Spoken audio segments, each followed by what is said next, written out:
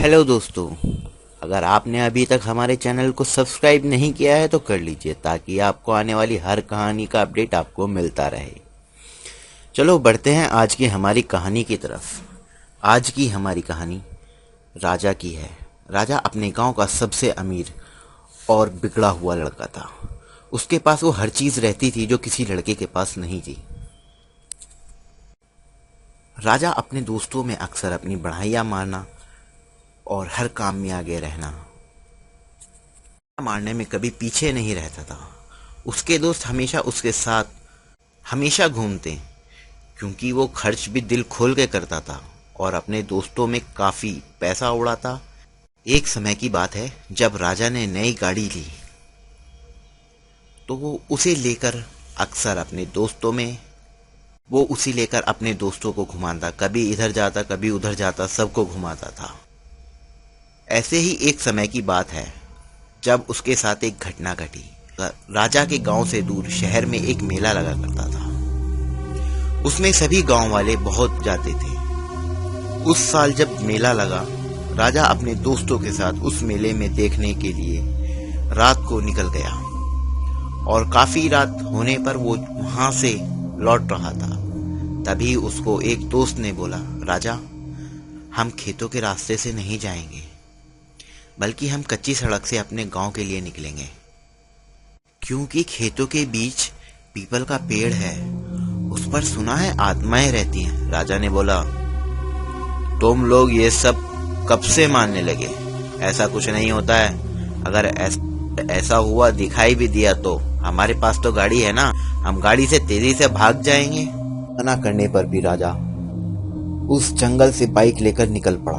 अभी उनको उन खेतों से कई गड्ढों का सामना करना पड़ रहा था और बाइक भी धीमी चल रही थी। मोहन राजा को बार बार कह रहा था, राजा अभी भी टाइम है, वापस पीछे ले लो, लेकिन राजा उसकी कहाँ सुनने वाला था और उनको उल्टा सीधा बोलकर चुप रहने को कहा। वो राजा का बर्ताव जानते थे। अगर वो ज्यादा बोलते, राजा उनको वहीं पर उतार देता। इसलिए वो दोनों चुप होकर बैठ गए। गाड़ी जैसे ही खेतों के बीच पहुंची ही थी कि गाड़ी झटके लेकर बंद हो गई। राजा उनसे बोला, चलो थोड़ा थोड़ा धक्का मारो, मैं बैठ जाता हूं। वो दोनों राजा की बात सुनकर गुस्सा हो गए। उनमें से एक ने कहा, थोड़ी दूर हम बैठेंगे, थोड़ी दूर तुम धक्का मारना, और थोड़ी दूर तुम बैठना, हम धक्का मारेंगे। राजा उन पर गुस्सा कर रहा था। इतने में उनको कहीं से एक आदमी की आवाज आई। वो आदमी बोला, राजा, इतनी रात को कहां जा रहे हो? वो दोनों उसकी तरफ देखकर ये सोचने लगे कि ये इतनी रात में यहां क्या कर रहा है। राजा बोला, कहीं नहीं, अपने घर जा रहा हूं। वो आदमी राजा से बोला, चलो तुम लोग मेरे साथ चलो, मैं तुम्हें अपनी बैलगाड़ी पर तुम्हारी गाड़ी रखकर तुम्हें अपने साथ ले चलता हूं। राजा ये सुनकर बहुत खुश हो गया और अपने दोस्तों से बोला, तुम दोनों मेरी गाड़ी लेकर आओ, मैं इनके साथ चलता हूं। राजा ने अपनी गाड़ी उनको दे दी और वहां से उनके साथ चलने लगा। अभी तक यही सोच रहे थे, यह आदमी इतनी रात को यहाँ क्या कर रहा है। राजा उसके साथ उन खेतों के अंदर चलने लगा। उसके दोस्त भी उसके पीछे पीछे राजा की गाड़ी लेकर चलने लगे। अभी वो कुछ दूर गए ही थे कि वहां पर किसी के हंसने की आवाज आने लगी। राजा ने उस आदमी से पूछा, ये किसकी आवाज आ रही है? मेरी बीवी अपने बच्चे के साथ खेल रही है, शायद वही हंसती होगी। उसके दोस्त ने देखा कि वो धीरे धीरे उसी पेड़ के पास बढ़ते जा रहे थे। तभी उसके दोस्त ने राजा को आवाज मारी और बोला, राजा, उधर मत जाओ, वही पेड़ है जिसके बारे में मैं तुमको बता रहा था। राजा ये सुनकर पीछे आया और उन दोनों पर चिल्लाने लगा, तुमको कुछ समझ आता है? कोई हमारी मदद कर रहा है। लेकिन तभी उनको एक आदमी और एक औरत के हंसने की आवाज आने लगी। ये सब आवाज सुनकर वो दोनों राजा पर गुस्सा करने लगे और बोले, तुझे मना किया था ना, यहां मत आ। गाड़ी छोड़कर वो उल्टे पैर भागने लगे। राजा ये सब देखकर उनके साथ भागने लगा। वो अभी कुछ दूर ही भागे थे कि भागते भागते उनके सामने उनमें से एक का किसी चीज में पैर अटक कर गिर गया। जैसे ही वो उठकर खड़ा हुआ, उसके सामने वही बूढ़ा आदमी खड़ा था और उसे देखकर वो जोर जोर से हंस रहा था। तभी राजा पीछे से भागता हुआ आया, उसके सामने आकर गिर गया और उसे देखकर जोर जोर से चीखने चिल्लाने लगा। उसके दोस्त ने राजा का हाथ पकड़ा और जैसे ही अपनी तरफ खींचने को था, उस आदमी ने राजा का पैर पकड़ लिया और उसे अपनी तरफ घसीटने लगा। वो उसे घसीटते हुए उसी पेड़ के पास ले गया। राजा की चीखने चिल्लाने की आवाज पूरे खेतों में गूंज रही थी। वो आदमी और राजा उनके सामने से अचानक से कहीं गायब हो गए। वो दोनों राजा को ढूंढते हुए उसी पेड़ के पास आ गए। उन्होंने देखा राजा उस पेड़ के नीचे बदहोश पड़ा हुआ है और उसके पास वहां पर कोई नहीं है। वो डरते हुए राजा के पास गए और राजा को उठाने लगे।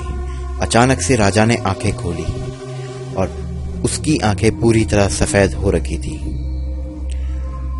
अपने दोस्त को देखकर राजा एक शैतान की तरह हंसने लगा। तभी उनके पीछे से एक औरत आई और सामने से वही बूढ़ा आकर खड़ा हो गया। राजा उठकर उस औरत के पास जाकर खड़ा हो गया और तीनों बहुत जोर जोर से हंसने लगे। यह देखकर उनमें से एक दोस्त वहीं पर बेहोश हो गया। कुछ देर बाद जब उसको होश आया, उसने देखा उसका दोस्त राजा उसी पेड़ की एक डाली से लटका हुआ है और दूसरा दोस्त मोहन पेड़ के ऊपर बैठा हुआ है और रमेश को देखकर जोर जोर से हंस रहा है। यह देखकर रमेश वहां से भागा। जैसे जैसे वो आगे बढ़ रहा था, उसे लग रहा था कि कोई उसके साथ भाग रहा हो। कुछ देर में वो अपने गांव आ गया और उसने सारी बात गांव वालों को मिलकर बताई। कुछ गांव वाले और साथ में एक बाबा उस खेत के अंदर पहुंचे। उन्होंने देखा राजा को किसी ने उस पेड़ से लटकाकर मार दिया था। मोहन उस पेड़ के सबसे ऊपरी हिस्से में बैठा हुआ था। उन सब ने मिलकर मोहन को नीचे उतारा। मोहन का शरीर पूरी तरह से सफेद पड़ चुका था और आंखों से खून आ रहा था। तभी बाबा ने बोला, इसे जल्दी से गांव लेकर चलो, नहीं तो ये यहीं मर जाएगा। सब ने मिलकर उसे नीचे उतारा। वो सब मिलकर उसे वहां से ले जाने लगे, लेकिन तभी उसके अंदर पता नहीं कहां से इतनी ताकत आई कि उसने सबसे छुटाकर और उसी पेड़ के नीचे भागकर बैठ गया और जोर जोर से हंसने लगा। यह देखकर बाबा बोले, इसके अंदर 3 आत्माओं ने घर कर लिया है।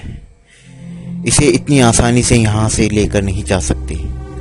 अगर हम इसे यहाँ से लेकर गए, हो सकता है कि ये इसकी रास्ते में ही मौत हो जाए। बाबा ने गांव के लोगों से बोला, आप लोग आग जलाओ। गांव वालों ने जल्दी से आग जला दी। बाबा उस आग की चारों तरफ घूमकर चक्कर लगाने लगे और कुछ मंत्र पढ़ रहे थे। बाबा जैसे ही एक चक्कर लगाते और कुछ पानी मोहन के मुंह पर फेंकते।